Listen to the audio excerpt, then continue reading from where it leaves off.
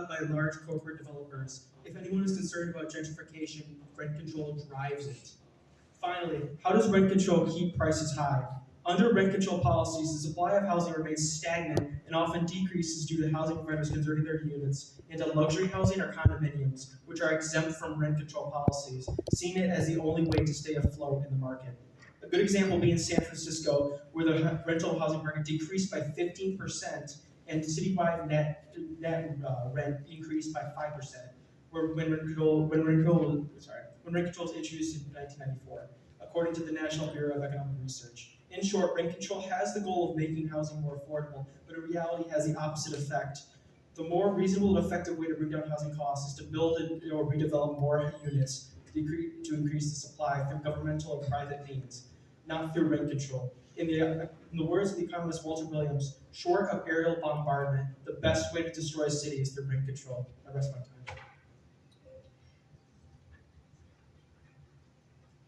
Thank you. Mr. Tyson, you may now ask a question to Mr. Christensen. You will have 30 seconds to respond.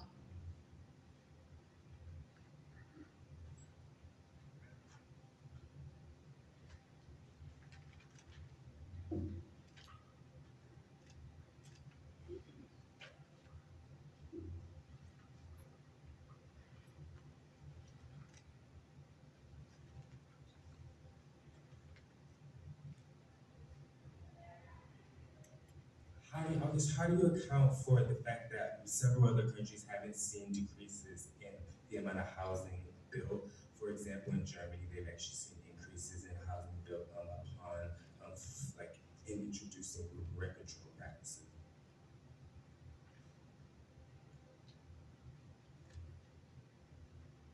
When it comes to other countries such as Germany, I think that you have a highly efficient economy, which accounts for a lower population, and also you have government more interfered with the economy, so the government is more capable of taking on such a task as providing for housing.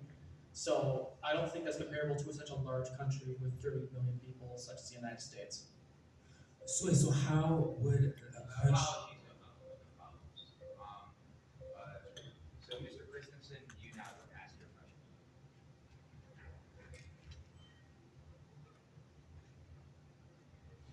Right. How does rent control fix demand issues given its hindrance for development? Well, rent control fixes housing issues through. I would argue that rent control doesn't really hinder development.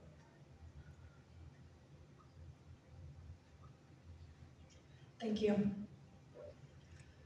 We'll now have Troy Baltes. You will have 3 minutes. Hi, so as my colleague has already stated, there are a lot of different studies right now that have shown the simple fact that rent control doesn't actually substantially decrease housing. Yes, supply and demand. If you increase the cost of a good, it's going to cost more, so of course developers are not going to want to invest in it as much. The main primary question here is whether or not that change is more important than the loss in housing that does occur. And every single study outside of the United States does not support that. Every single one states that rent control does not substantially decrease housing, especially going back to Germany, as my colleague already stated. Germany actually built just as many apartments as we did, even though they have a national rent control policy and 250 million less people. On top of that, the majority of studies that have been done in the United States on rent control were done in cities like San Francisco and New York, like you brought up. All of those cities also have massive urban planning laws that make it illegal to build most kinds of dense housing. So of course, if you look at the studies, there's going to be a decrease in the amount of housing built. You can't build it, it's illegal. So and none of those studies took that into account. Frankly, the United States is the only case in which rent control does substantially decrease the amount of available housing, and it's only because of other compounding factors. Nothing to do with rent control in and of itself. Thank you. Thank you. Mr. Reshi, you will have 1.5 minutes. Good evening. As Dylan clarified earlier, there are no shortage of reasons why rent control does not work. My colleague touched on how rent control affects the construction of new units, the upkeep of current units, and how rent control negatively impacts the cost of non-controlled units. Let's look at some examples of rent control being implemented in different areas around the country and their consequences it has had in those regions.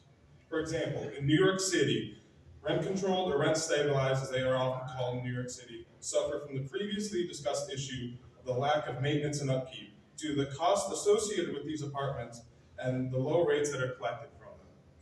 In the city, according to a report from the Journal of Housing Economics, there are over 376,000 reports of rodent infestations in rent-controlled units, which is 40% of all rent-controlled units in the city, compared to only 20% of non-rent-controlled units having the same reports.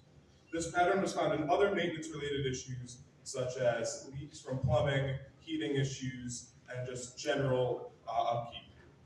Another consequence of rent control in New York City is abandonment and ghost apartments, which are apartments that are vacant due to owners being unable to afford to maintain them at the controlled rates.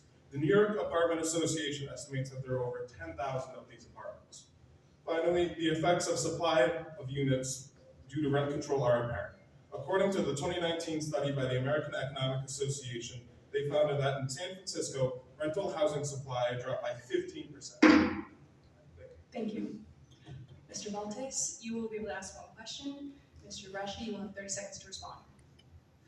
So both of the cities you mentioned are cities that actively have urban planning laws in place, or when the studies were conducted, like in 2019, because both of them have removed most of these laws by 2019. But anywho, all of those cities did not take that into account when those studies were done. And again, I will point to the fact that, of course, you're gonna get that if you don't have a nationwide rental law. Of course, that's how markets work. People will flee to other states, they'll flee to other areas. But in countries that have adopted nationwide laws, they don't see that.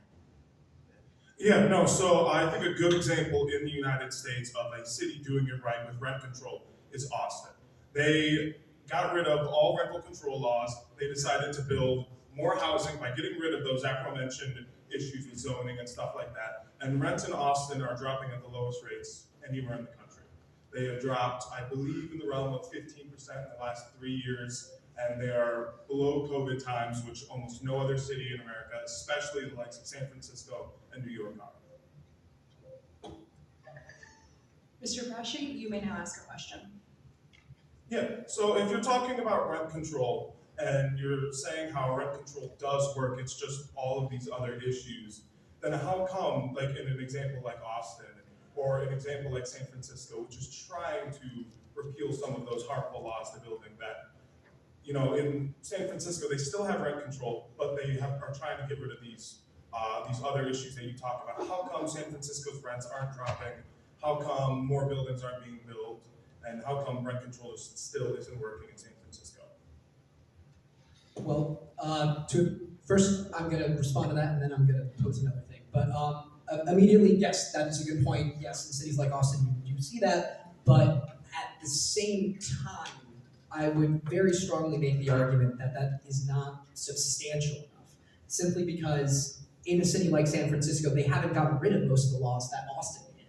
Austin is currently, if I'm correct about this, the least zoned city in the United States in terms of restrictions. That trumps rental control, because at the same time, almost every... Your time has elapsed. We will now move on to our examination period. Mr. McKenna, you'll have 3 minutes to examine the Democrats. Thank you both very much for being here. You've argued that the government should be able to fix rent prices at lower levels. And so to get to the heart of economic thinking, I want to ask about price controls on other goods. The price of eggs right now is exorbitantly high. Do you think that the government should be fixing the prices of eggs at Meijer so that people who might not be able to afford eggs that are $5 a carton could afford them at $3 a carton?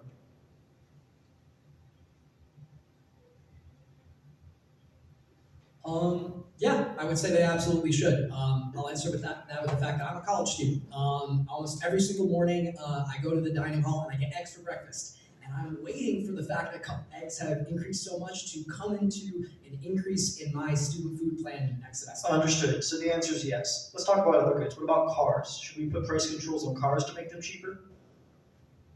Am I allowed to like question you back, like ask a clarification? Sure. Just very quick. Just like cars in general?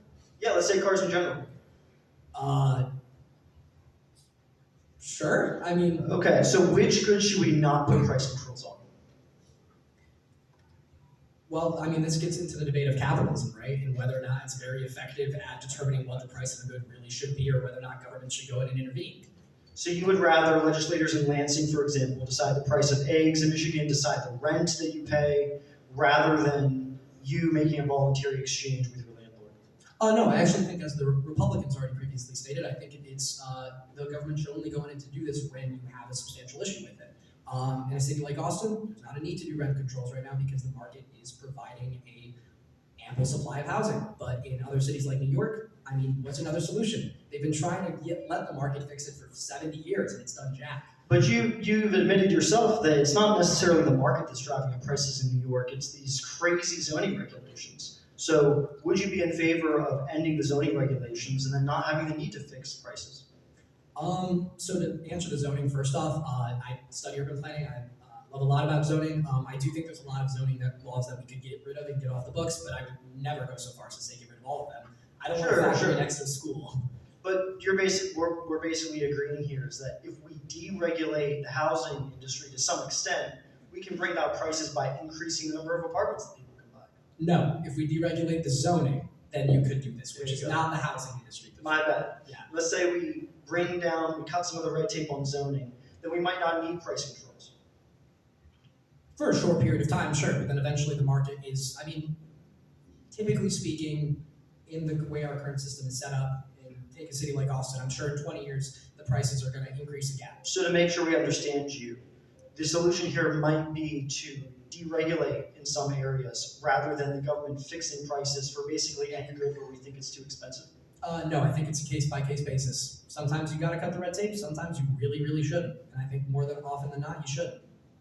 Thank you for your time. Thank you. Mr. Lal, you will have 3 minutes to examine the Republicans. All right, Mr. Braschi, I'm going to start with you. So I headed into this debate with a very similar mindset to Mr. Baltus. Zoning policies, much research has shown that they're a far bigger suppressor of the housing supply than rent control. And you pointed to Austin. And so you said Austin eliminated all the rent control and subsidized builders so builders could go in and build more housing. And that's what they do in Europe. They pair subsidization for builders with rent control and address that market distortion that you expressed. Now, Mr. Braschi, you guys started off your debate talking about government intervention.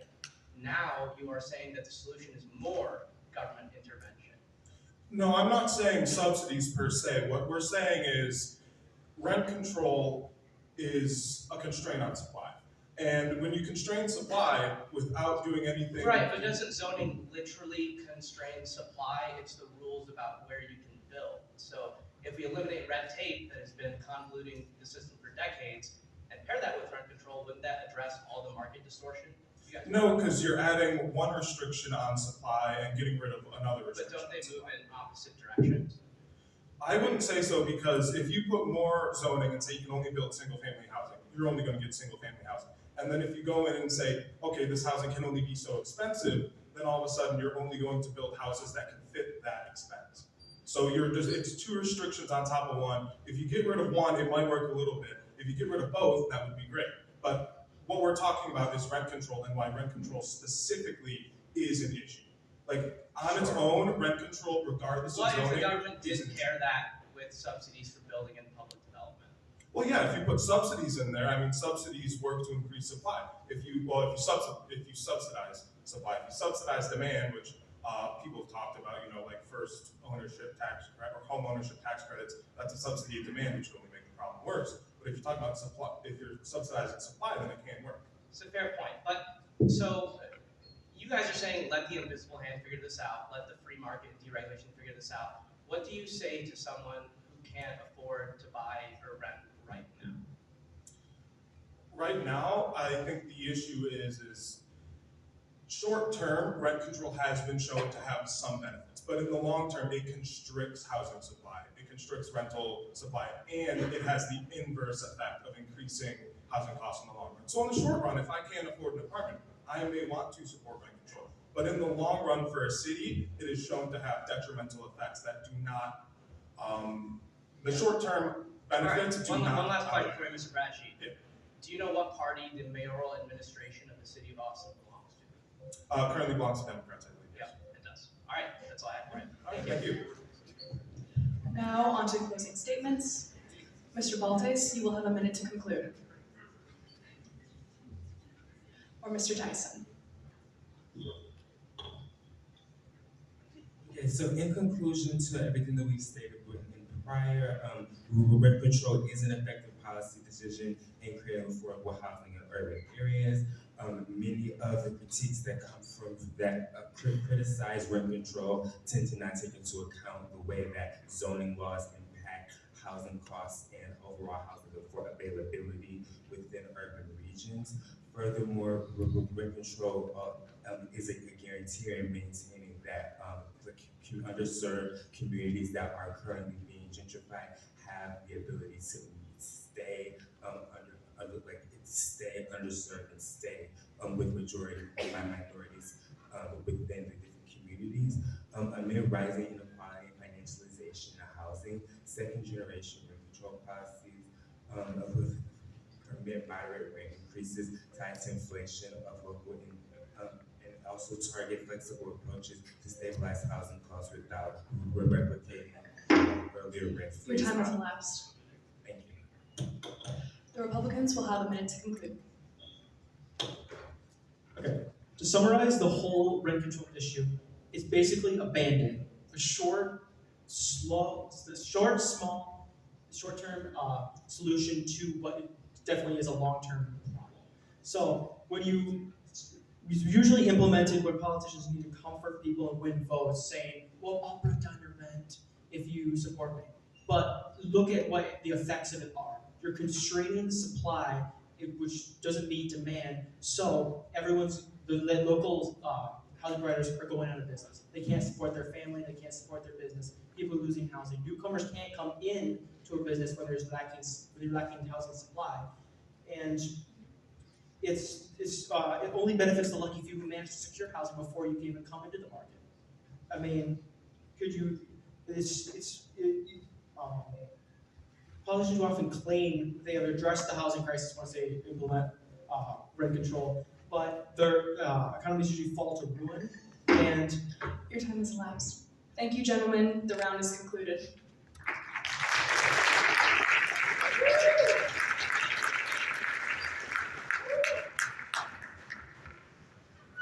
Our next resolution is resolved that the United States should adopt a federal assault weapons ban. No apologies. Our next resolution is resolved that further illegal immigration to the United States should be drastically reduced through additional immigration enforcement. The Republicans are the pro side of this one. Arguing pro the resolution are Tyler Bomarito and Alex Bitson. The Democrats are now on the con side. Arguing con this resolution will be Sally Craig and Rowan Vale Malden. Moderating this round will be Katie West, and keeping time will be Emily Kroll. And I'll turn it over to Ms. West.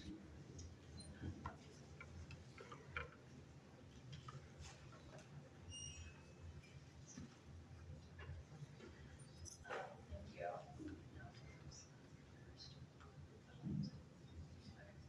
Thank you. Mr. Bomarito, you have 3 minutes to speak. Good evening, ladies and gentlemen. To begin, I think it's critical to highlight the truly staggering scale of the illegal immigration question. There are 3.2 million encounters by Border Patrol agents a year, according to the Migration Policy Institute. And the Federation for American Immigration Reform estimates that 18.6 million illegal aliens currently reside in the U.S., exceeding the population of Michigan and roughly matching 5 Los Angeleses. Now that the stakes are clear, I'll outline 6 ways this invasion is a threat to our nation. First and foremost is the sovereignty and rule of law of our nation. Borders aren't just arbitrary lines on a map, and nations aren't just economic zones people can freely choose to inhabit. Nations have borders. Every single one of the 18.6 illegal aliens currently in our country is in violation of our legitimately adopted laws, and to propose we ignore this undermines the rule of law. When you leave your front door open in a bad neighborhood, eventually it ceases to be your home.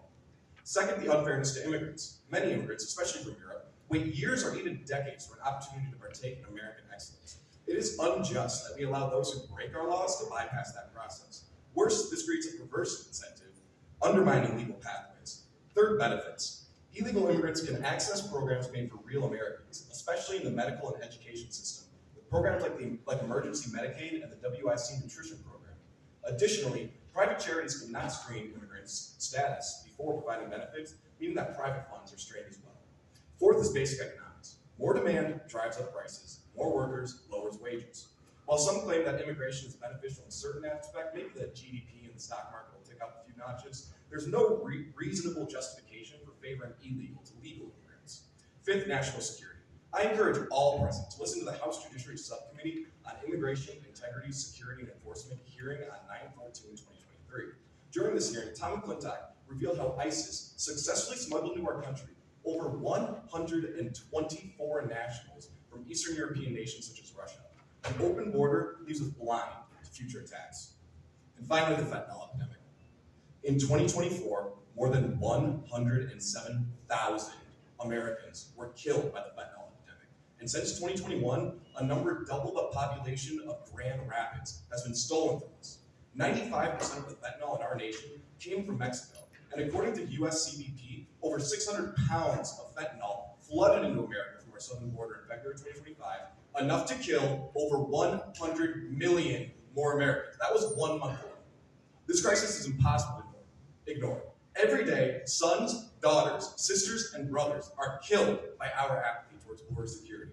I am convinced that each of these points is strong enough to support the resolution on its own. When taken in whole, the answer is clear. We need to stop the invasion from our southern border, and the resolution clearly stands. Thank you. Thank you. Now, Mr. Bolden, we have 3 minutes. Check the door, guys. There might be a Mexican in here. Oh no. Okay, so he's in a lot of fucking numbers there, okay?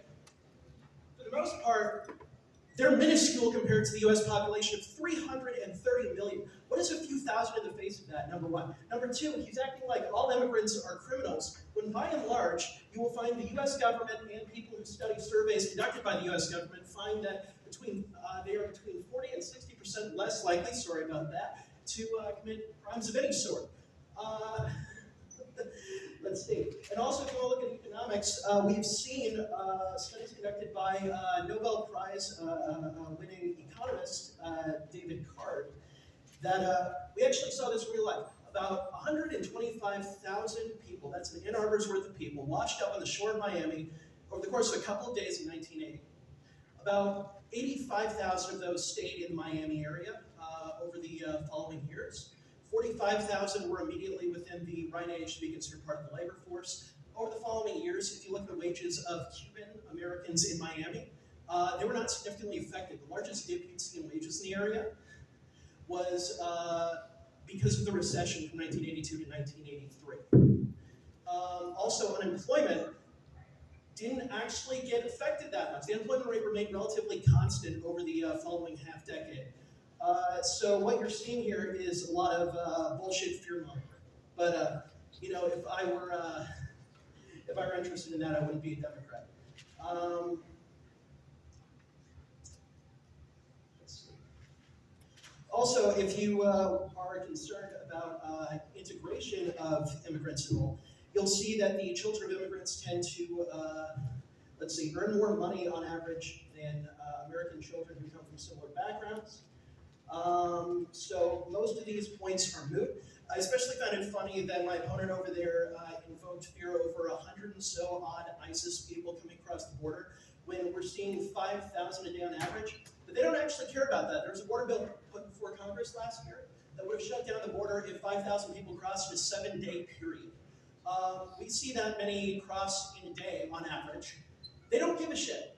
They just want to scare you. They want to keep this supposed crisis, ongoing, so they can make you fear foreigners who built this country, who are more productive than us on average, who are actually willing to do the work we're unwilling to do. Can I cede my time at this point? May I remind, please keep in mind our language. Thank you, Mr. Molden. Now, Mr. Bomarito, you may ask one question, and Mr. Molden, you have 30 seconds to respond. Sorry, this is a two-parter, if that's okay. First, did you address any of the 6 points I listed? And second, did I ever at any point say that most illegal immigrants are criminals? Okay, number one, you were complaining about this invasion, thousands upon thousands of people coming across. Number two, you were complaining about, the illegals are bringing across all these drugs that are killing all of us. You're complaining about the volume, you're complaining about the crisis, when again, by and large, immigrants are not criminals. By and large, the numbers you're saying are insignificant compared to the US population. Thank you. Now, Mr. Molden, you have time to ask a question, and Mr. Bomarito, you have 30 seconds to respond.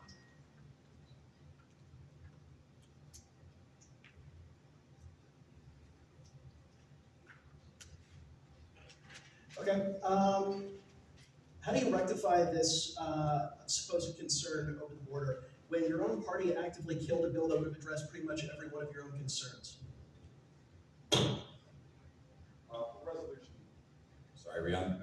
For the resolution to stand, I definitely do not need to argue in defense of that bill. The resolution is that further illegal immigration to the United States should be drastically reduced through additional immigration enforcement. I believe that stands regardless of my subjective position on that bill. But regardless, I think there were some things in that bill that were worth shooting down. I don't think it properly addressed the issue. I don't think it had enough put aside for construction of a border wall. And I think what it would have done is just increase the amount of judges and paralegals in our immigration system to allow more people in the country. I don't think it would address illegal immigration.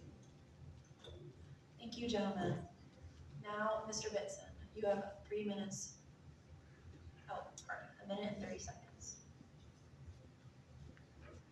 To start, I'd like to express my appreciation of our opponent's willingness to be cordial. Secondly, at the beginning of this debate, my partner provided no less than 6 separate reasons why the invasion of our southern border is a problem, why we must increase border enforcement. Our opponents completely conceded 4 of these. They conceded that 1, every single illegal immigrant has broken the law, and that justice provides a national imperative to further enforcement. Approximately 60% of those are criminal actions by crossing the border illegally, and approximately 40% are civil violations. Regardless, every single illegal immigrant has disrespected our nation's sovereignty. That went conceded. Secondly, they conceded that not enforcing our southern border is disrespectful to legal immigrants and creates a perverse incentive that undermines legal pathways. Third, they entirely concede that illegal immigrants take up both public and private benefits, specifically in already overburdened sectors like education. And they entirely concede that the fentanyl epidemic would be partially alleviated by increased enforcement. They spent their speech instead suggesting that the number of illegal immigrants is minuscule compared to the US population. But 18.6 million is approximately 5% of the United States population. Moreover, they said that immigrants are good for the economy. And this is partially true. However, we are not having a conversation here debating whether or not immigration in its abstract is good. We are having a conversation arguing whether it is better to have that control in such a way that we support the economy or to simply hope for the best. Your time has elapsed. Ms. Craig, you have 1 minute and 30 seconds. I feel like a lot of us have failed to address the question properly, and it's what should drastically reduce illegal immigration to America. Now, the issue is not to crack down on border security because that would just drain billions of dollars from our economy that honestly could be used in better places. We see right now we're going through many crises. You look at urban cities, they're getting worse. We talk about the fentanyl crisis, obviously, but we could invest those into programs other ways that could be useful otherwhere. However, the best way to reduce illegal immigration would make immigration more easy. So according to the Cato Institute, about 1% of people who would like to immigrate to America actually can. Now, we're a nation built on immigrants. From 1856 to 1920, we saw millions of people enter the country, and those people birthed the greatest generation of our nation. Now, if we're stopping people from entering this country, then how are we supposed to improve the birth rates? How are we supposed to increase taxes in our system? If we make these immigrants that are already in this country that might be undocumented legal immigrants, then not only would they benefit the tax system, but then they would also contribute in many other economic areas. Thank you. Thank you, Ms. Craig. Now you may have the time to ask a question, and Mr. Benson, you have 30 seconds to respond. I would like to talk more about how our border issue is allowing fentanyl into our country and through illegal immigrants. However, that is not the only issue that we've seen. There's many such cases where college students away on spring break, sometimes they will bring fentanyl back into the country. It's more an issue of checking people as they cross the border rather than all illegal immigrants are bringing drugs into this country. Well, that's a statement, not a question, but I'll agree with you. The problem is not that illegal immigrants specifically are the ones bringing the fentanyl. However, increased border enforcement, as specified by the resolution, would have the follow-on effect of not only reducing illegal immigration, but also performing those types of checks that you cite. In a word, yes. Thank you. Mr. Benson, you have the time to ask a question, and Ms. Craig, you have 30 seconds to respond.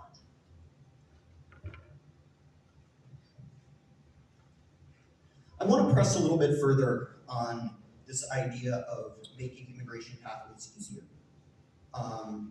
While that is perhaps a reasonable policy to debate, I'm curious twofold whether or not you think that should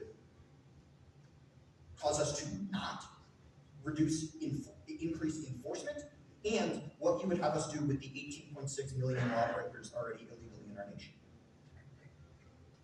Well, immigration enforcement is not just an issue of the border. We look at ICE coming into different settings such as schools and workplaces, and they are cracking down, which is just draining money by getting people that are already in this country economically producing for us and then taking away from them.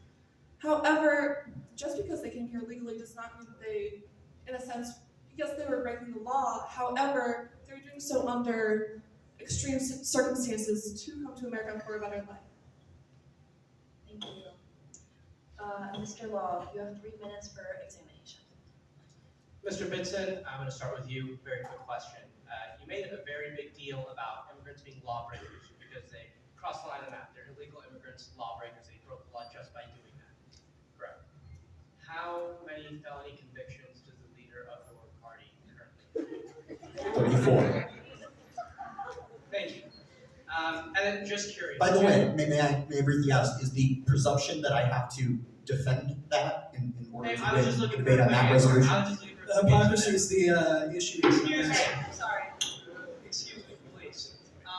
Mr. Bomarito, I'm going to move on to you. Are you a supporter of capitalism and free trade? Yeah. Then how can you also support the stemming of immigration when a free market requires a free labor supply? In theory, Milton Friedman himself was a very vocal supporter of open immigration as well as some welfare benefits for immigrants. How do you address the kind of contradiction in free market economics? Did Milton Friedman say he doesn't believe in borders? Milton Friedman encouraged more pathways for immigration, which your partner just, Yeah, so Milton Friedman didn't say that we should let illegals pour into our country, did he? Sure, but the resolution is additional enforcement. Yeah, I agree. I agree that we need to prevent illegal aliens from getting into the country. I've never said anywhere in my speech that I don't think there should be immigration in the United States, if that's what you're asking. Sure, but do you think there should be additional enforcement? Because Yeah, billions have already been thrown at enforcement. Obama, Biden also deported many people. Why aren't we now, for example, I saw a study providing work authorizations to undocumented immigrants could increase tax contributions by $40 billion. Sure. Yeah, sure, it could. I wouldn't necessarily be against that. I don't see why I have to be against drastically reducing illegal immigration for that. And also, I don't think my argument was economic based at all for why the resolution should stand. I think I made 6 points that were scarcity. But isn't like the cornerstone of your entire party that you're the free market capitalist party and all the socialists are bad? The claim here is not that immigration is bad for the economy, nor is it that. Okay, wait, sorry. Let me pivot, actually, because your colleagues just spent the last segment talking about how rent control hurts companies, it hurts producer surplus. You said immigration lowers wages and increases demand.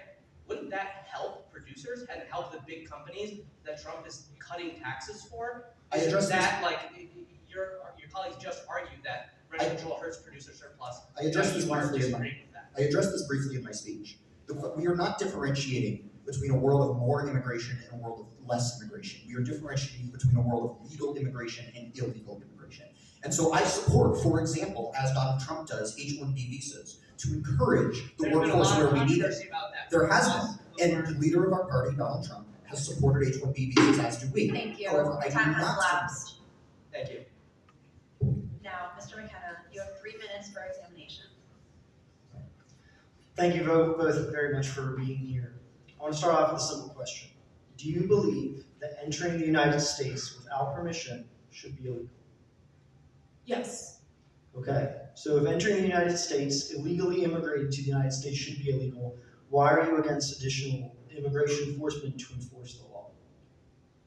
Well, like I was stating earlier, it's not just an issue of border control. Immigration and border enforcement goes over a broad area of different issues. Absolutely, but the question here is, since you've agreed that it's against the law to enter the US without permission, why should we be against enforcing the law? Well, I don't think there would be such an issue of illegal immigration if immigration were easier in the United States. Now, you can say that we need more people at the border to defend it. However, if more people were given the opportunity to come here legally, then they wouldn't need to cross the border illegally. And the Republicans here might agree that we need to reform our legal pathways to immigration, but what we're debating here is not whether there should be more legal pathways, but whether we should enforce the law. So I want to return to my question.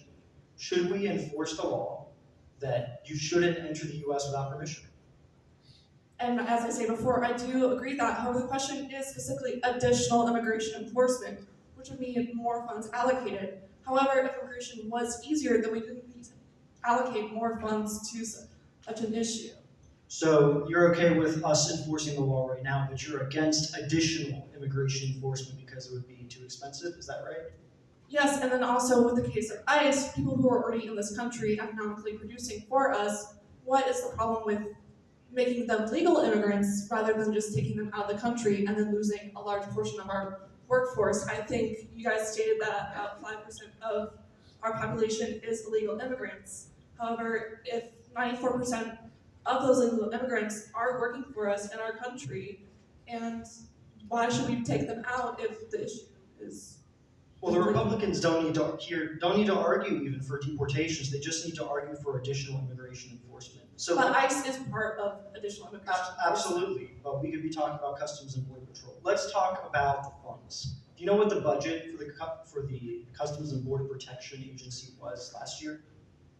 I don't have the number on me, but I know that Sure. currently ICE is overextended by, I think, I don't know if it's 2 million or 2 billion, but we are overextended on those funds already with mass deportations taking place. Sure, so I have the number right here. The Customs and Border Protection budget is $20 billion. That's less than 1% of the federal budget, and $2 billion is even less than that. So how do you say that we don't have enough money to enforce the law, while Customs and Border Protection and ICE take up less than 1% of the federal budget? Well, it's not an issue of we don't have enough money, it's that they're asking for additional, which would mean we need to allocate more resources. So in that case, then Thank you. Time is lapsed. Now, Mr. Bitson, you have a minute to make a closing statement.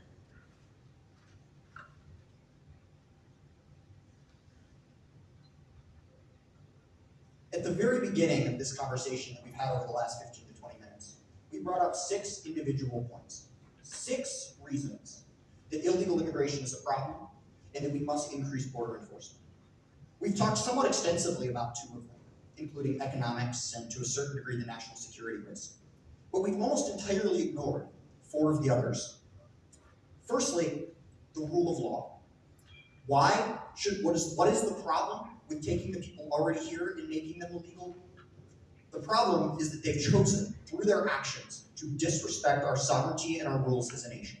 We should not reward the choice to disrespect our rules with a free pass to the opportunities of the USA.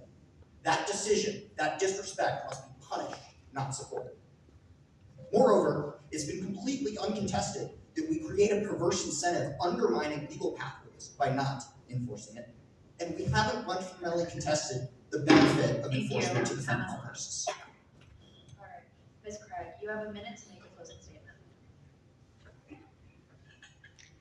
An issue that was repeatedly hit upon by my opponents was the rule of law and respecting laws within America. However, if a starving mother were to steal loaf of bread for her family, would she be wrong in that respect? Yes, it's breaking the law. However, people resort to extreme measures when presented with extreme situations. So, if someone needs to escape a country where they're facing economic hardship, civil disobedience, civil war, all those bad things, then what's the issue with them trying to come to America? Yes, the rule of law should be enforced and people should try to cross the border illegally. However, we shouldn't expend extra resources stopping people who are already in this country from living a life that is promised to them through America. Thank you. Thank you. Thank you, ladies and gentlemen. That will do for this round.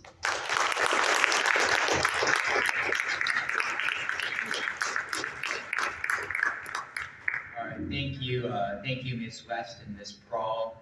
Our next resolution, it is actually the resolution this time, is resolved that the United States should adopt a federal assault weapons ban. Arguing pro the resolution are Democrats Liam Richichi and Luke Riegel. Arguing con the resolution are Republicans Zachary Friedman and Tyler Curtis. Moderating this round is Mr. Evan Hu, and keeping time is Alexander Hubbs. And in a second, I'll turn it over to Mr. Hu.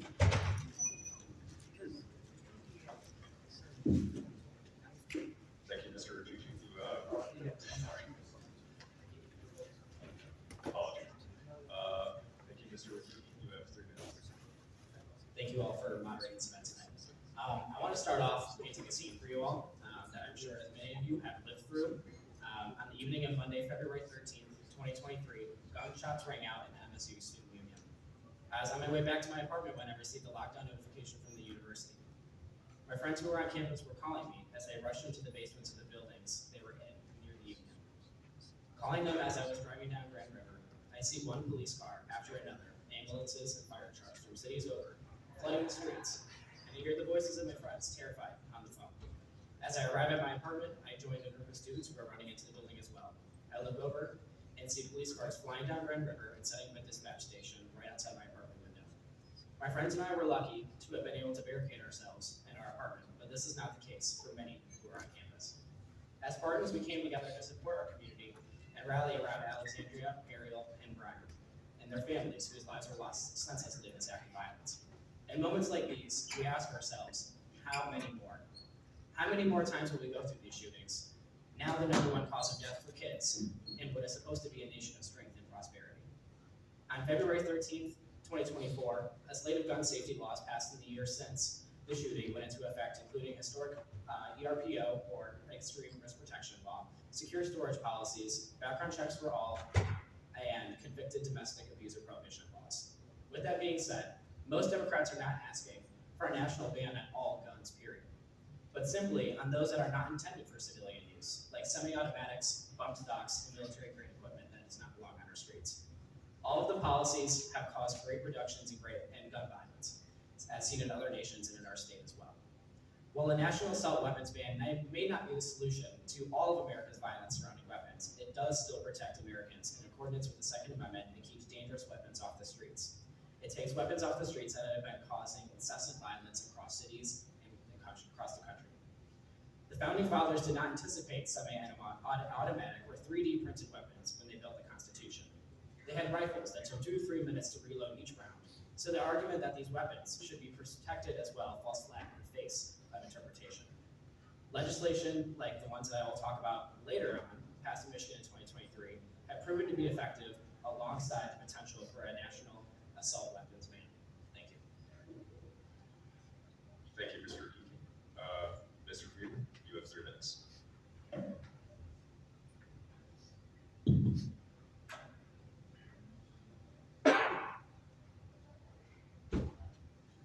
were all there, February 13th during that shooting.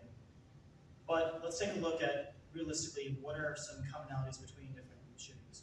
They all happen in gun-free zones. In fact, 96.2% of firearm shootings happen in gun-free zones because they're soft targets.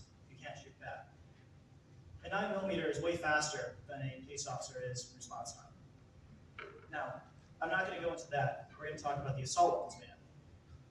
In 1994, there was the federal assault weapons ban, and there was inconclusive results on if it actually did reduce firearm deaths. However, as well, we can take a look at the defensive use of firearms. For example, the CDC in 2013, the commission studied by the Obama administration, stated that anywhere from 500,000 to 3 million lives were saved annually by defensive use of firearms.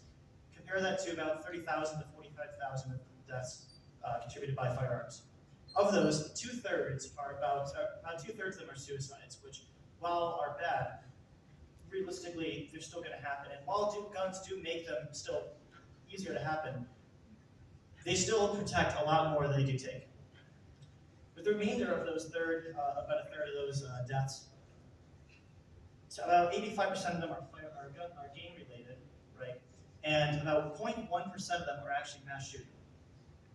If we take a look at the Michigan State shooting, the act was committed by a pistol, which was not covered under the assault weapons ban. Had nothing to do with it. It was not a rifle. But in fact, if we wanted to actually prevent that, we could have enforced the laws in the books that would have allowed the monster who committed that atrocity to be instead facing a felony charge and wouldn't have been able to buy a firearm. We have background checks. These background checks, ATF Form 4473, requires that you were not a felon in order to buy a firearm. However, we don't enforce them. Why don't we enforce it? Because we put it down to a misdemeanor. Going into it, semi-automatics are the most popular form of shotgun, rifle, pistol.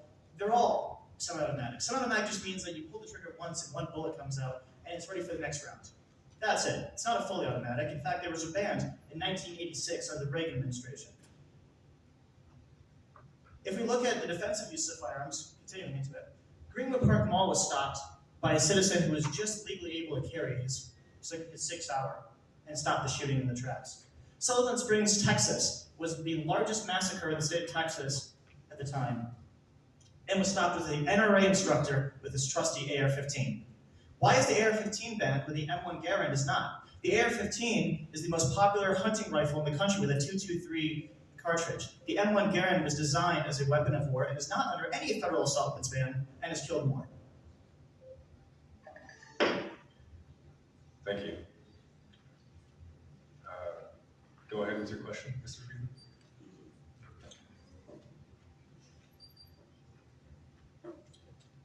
So the assault weapons ban mainly focuses on specific cosmetic features such as pistol grips and all that kind of stuff, barrel shrouds and suppressors. My question is, what is a barrel shroud and how does it transform a modern sporting firearm into an assault weapon? Mr. Rikiki. I'm gonna be honest with you, I don't know what that is. That's also not really necessarily relevant to the question of assault weapons. I mean, obviously, if we're talking about bump stocks, we're talking about bump stocks, and we're talking about those.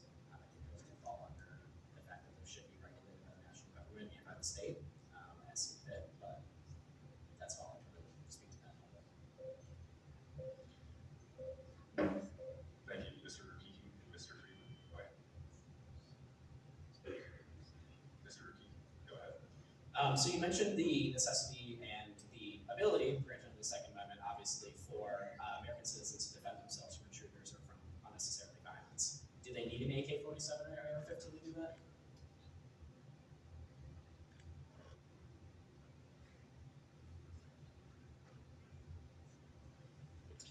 The AR-15 is the most popular rifle currently in the country. In fact, it was designed as a sporting and defensive round. So that's a rifle. The idea of the AR-15 with its pistol grip and its adjustable stock is able to allow citizens who are weaker or not as familiar and able to hold the recoil of a pistol or other firearms to be able to actively defend themselves the most efficient way possible and avoid missing their target and hitting their neighbor instead. Thank you, Mr. Urquijo and Mr. Friedman. Mr. Regal, you have 1.5 minutes.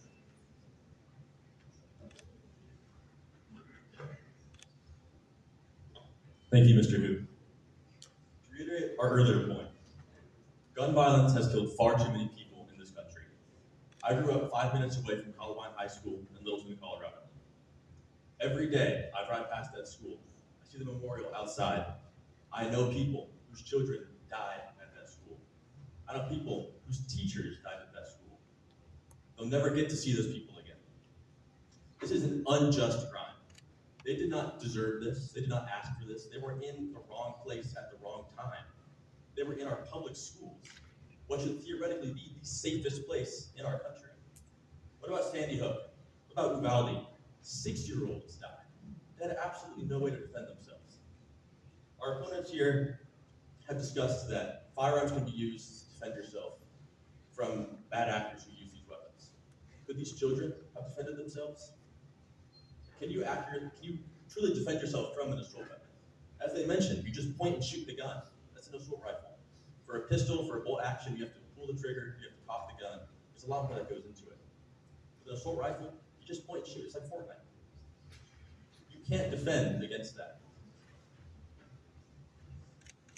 Furthermore, assault weapons have the capacity to fire 4 times faster than additional weapons.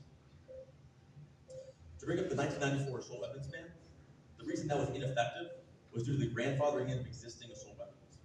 So if you had an assault rifle beforehand, you could continue to have it. Thank you. Mr. Curtis, you have 1 minute and 30 seconds. Hello. It's working yet? There we go. Hi, everybody. So, America was founded nearly 249 years ago on the principle of life, liberty, and pursuit of happiness. Among those God-given rights is the right to self-protection, not granted by the government, but recognized by the government. That's why the founders enshrined this right in the Second Amendment. The right of the people to keep and bear arms shall not be infringed. This isn't optional, it's essential. That's why the founders enshrined this right in the Second, Third, Fourth, the Second Amendment. To oppose lawful gun ownership is to deny the very identity of our country. The Supreme Court confirmed this in the District of Columbia, which was held in 2008. And again, in the New York Pistol Rifle Association versus Bruin in 2002. They ruled firearms in common use, like AR-15s, are protected. What's the practicality of this? Gun control doesn't stop crime. It creates soft targets. Cities with strict laws, Chicago, DC, Baltimore, are they still plagued by violence? Yes. Yes, they are. Why? Because criminals don't follow laws. Only the law-abiding citizen is punished. Gun rights aren't about hunting, they're about survival, autonomy, and the balance of power. Mr. Curtis. Mr. Regal, you now have the opportunity to ask a question. Thank you.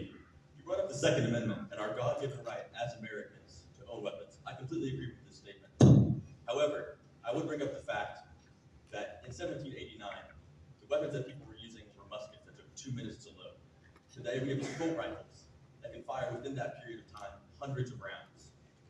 How do you expect to use these archaic 250-year-old amendments in the modern day when our technology is as different from the musket as the musket is from the bow and arrow?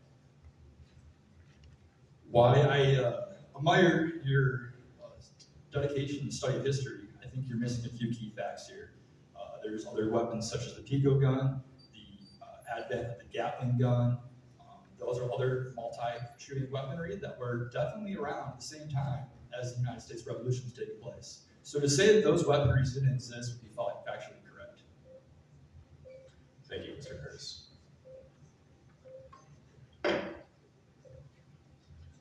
Mr. Curtis, you now have the opportunity to ask a question.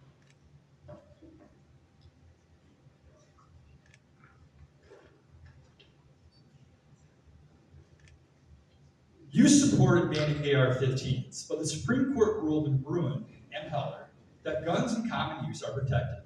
So on what legal or constitutional basis do you justify this ban? How did AR-15s become common weapons? These are weapons of warfare used on battlefields. Our American cities and our towns are not battlefields. These aren't necessary for our self-defense or for hunting or recreational use. They are meant to kill other people as fast as possible and as effectively as possible. These are not common weapons. Thank you. Thank you, Mr. Regal.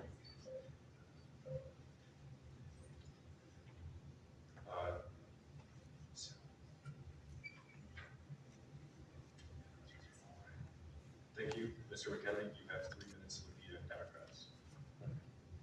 Thank you both for being here tonight. I want to start with some of the anecdotes that you mentioned. You mentioned the shooting here, and you also mentioned the shooting at Columbine. You would agree that in both of those shootings, the weapons that were used were handguns, correct? That's absolutely correct. I also mentioned Uvalde and Sandy Hook, which the weapon used was an AR. Absolutely. What I want to point out here is that the assault weapons ban you're describing, does that cover handguns? Yes, it does. It covers assault handguns, which are pretty rare, but they are still assault handguns. Okay, so how many handguns would be covered compared to how many would be? The majority of handguns would not be covered, but because assault weapons are so much more effective, you gotta look at the raw numbers. Understood. We killed 3 people. It was very terrible. It was an unfortunate tragedy. At Sandy Hook, 20 people died. Absolutely. But we would agree that handguns that were used in these shootings might not be restricted under the policy that you're proposing. Nor should they be. Understood. Let's talk about handguns for a second. What percentage of gun violence in the United States is committed with handguns? I would imagine the vast majority.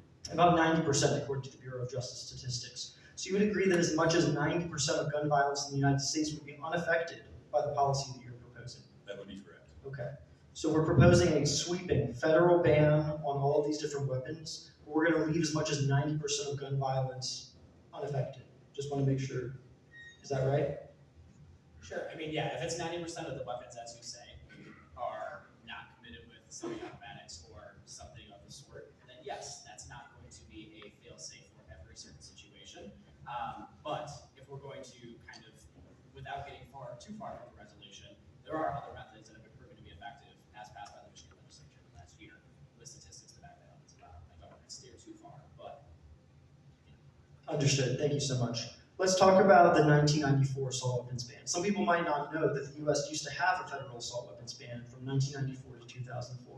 Can you cite any particular study, peer-reviewed study, that shows that that ban decreased gun violence in the United States significantly? There is no study, and that's because this ban was largely ineffective. If you bought a weapon before this ban went into effect, you didn't have to turn it in. So people would buy up guns, like right before the ban went into effect, there was a spike in assault weapon sales.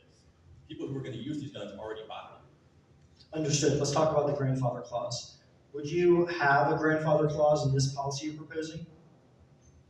By the direct wording of this policy, there is no grandfather clause. Okay.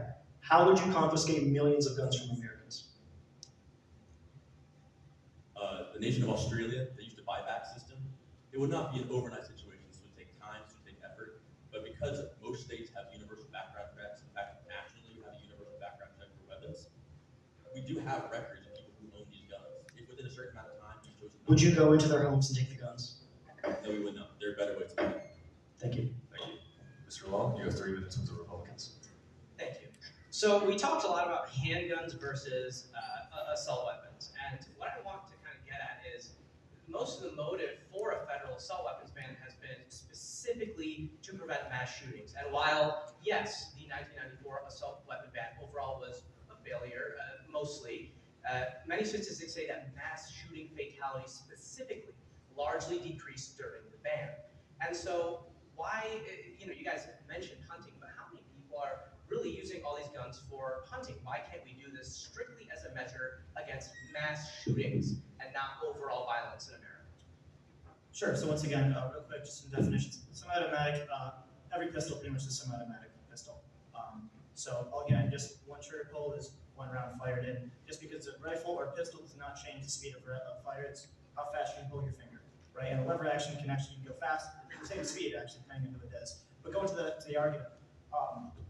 So most of those stats have been pretty much inconsistently stated. In fact, a lot of those are actually statistically insignificant. Okay, is this statistically insignificant? So you guys pointed to the shooting at Michigan State, that was with the handgun. Correct. And tragically, 3 of our Spartan brothers and sisters were killed. However, Las Vegas and several assault weapons were used. 60 were killed. Orlando Pulse, also an assault weapon, 49. Sandy Hook, also an assault weapon, 27. So 60 versus 3, 49 versus 3. You guys get my gist. So again, a federal assault weapons ban would be specifically tailored to stop mass shootings, not overall gang violence, not random shootings in a house, mass shootings. So why wouldn't a federal assault weapons ban help with mass shootings? Because 84% of mass shootings are pistols. Alrighty, but 77% of mass shooters, acquired their weapon legally. And you guys say criminals will still get guns. Yeah, many shooters still acquire it legally. That background check you mentioned is rather lenient. An 18-year-old with no criminal history born in the U.S. can go into any gun shop and essentially buy an AR-15. If they are actually considered, I don't think the exact legal terminology. Such is their right as an American citizen. Right, but doesn't that seem a little concerning? The Republicans' slogan here often is "people kill people," but doesn't it seem like our laws allow a lot of bad people to buy guns? If you're suggesting that we're going to come up with a magical law that stops people from killing people, and which is a tale as old as history itself, then that's a fallacy. But doesn't the absence of regulation make it easier for bad people to buy guns? Well, actually, if we look at stats such as the United Kingdom, we actually saw a rise in homicide rate after the ban. In fact, Ireland saw a drastic rise from 0.1.6 per million to actually 0.1.6 per 100 million. Per million. Last question. You guys talked a lot about violence via handguns. Should we regulate handguns? Thank you. No.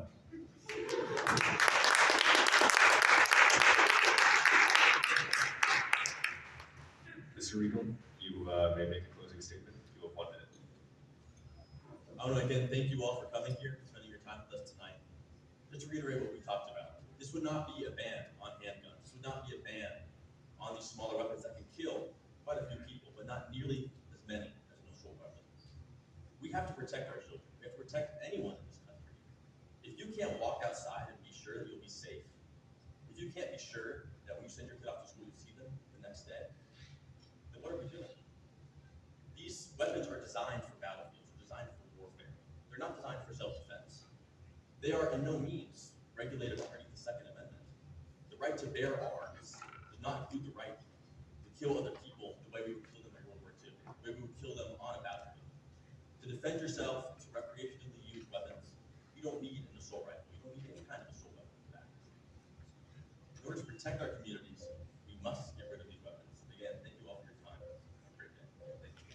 Thank you, Mr. Regal.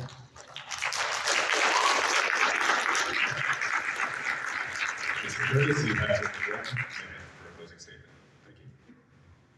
All right, thank you guys for being here tonight. Gun control doesn't stop violence. It creates opportunity and victims. It disarms good people while criminals are allowed to operate freely, often knowing they will face no resistance to their actions. 96.2% of mass shootings occurred in gun-free zones, as we talked about earlier today. That's not a coincidence, it's a consequence. Gun-free zones don't protect people, they only attract predators. The Second Amendment guarantees Americans the right to self-defense, not to just against criminals, but against tyranny and oppression itself. We've made it clear, the Second Amendment guarantees Americans the right to self-defense, not just criminals, and it violates the principles. I lost my thought, sorry. The courts agree though. The Constitution is clear, and the data is undeniable. Oppose gun control, stand with us, stand for freedom. Thank you, Mr. Curtis. Thank you, gentlemen. That was great.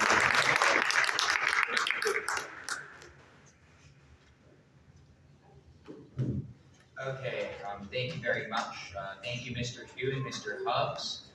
Our final resolution is resolve that the Trump administration's efforts to combat certain diversity, equity, and inclusion practices have been a good thing. Supporting this resolution for the Republicans are Alex Evans and Anton Gagai. Opposing the resolution for the Democrats are Braxton Meduka and Alana Min. Moderating this round is my good friend Benjamin Mellon. Ben Zahn will be keeping time. Take it away. I am. Thank you, moderators. Just as you've heard, we are arguing that the Trump administration's efforts to combat certain diversity, equity, and inclusion practices have been a good thing for this country. Throughout Trump's administration, he's enacted 2 executive orders shaping the DEI policy in this country. The first order, Executive Order 14151, ends all DEI programs within the federal government. The second order, Executive Order 14173, enforces civil rights laws by ending affirmative action programs throughout the country, meaning within the federal government, within the private sector, and within higher education. Within the federal agency, DEI has engaged in wasteful spending on programs in which the extreme costs do not outweigh the benefits. To clarify the extent of spending, I will point out a report filed by the Functional Government Initiative in the Center for Renewing America, which identifies over $1 trillion spent on DEI across 24 federal agencies during Biden's administration. Some expenses in these offices include staffing, but one I really wanted to point out was training. So under Biden's administration, NASA spent $20 million in DEI trainings, according to the New York Post. In 2009, a review article titled "Prejudice Reduction: What Works" highlights that very few studies provide evidence that diversity trainings and other media campaigns focused on reducing prejudice are actually effective. Furthermore, under the reign of DEI offices, our government has been guided by discriminatory principles referencing race and sex and